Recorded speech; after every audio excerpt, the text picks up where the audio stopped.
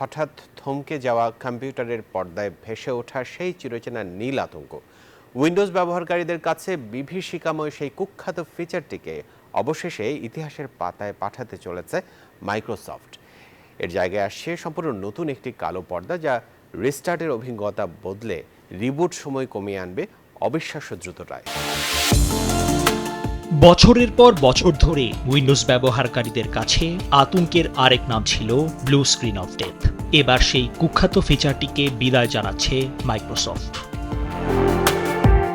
Company জানিয়েছে Windows 11-এর আসন্ন 24H2 আপডেটে এই নীল স্ক্রিনের বদলে আসবে একটি কালো রঙের স্ক্রিন। বান্ডেল থাকলে প্রতি সেনমানিতে টাকা বাঁচবে।